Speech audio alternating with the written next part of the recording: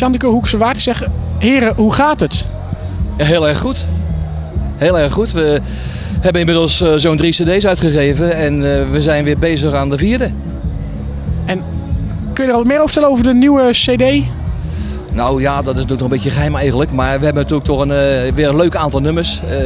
Meezingers, hè? Want dat vragen de mensen toch. Hè? Waar kennen jullie ons nog meer van? Ja, van ons vele optredens denk ik.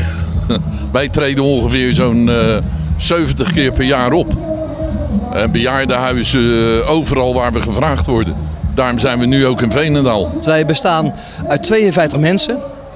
Dus het is een behoorlijk aantal mensen. Dat betekent dat bij een optreden gemiddeld er een 40, 45 komen. Hè? Mooi zat voor een optreden.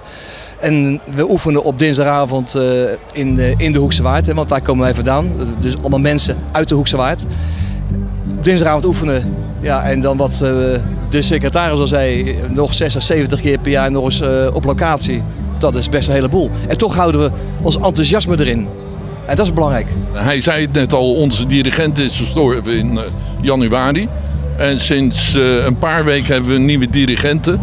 Paula van Wanrooy. En die is bekend van de zusjes van Wanrooy.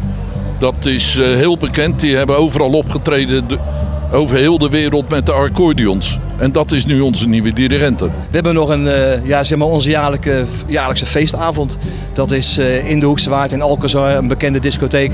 Daar treden wij op met toevallig ook de zusjes Wanrooy. En als we daarheen willen, hoe komen we daar meer over te weten? Via onze site www.hoeksewaard.nl.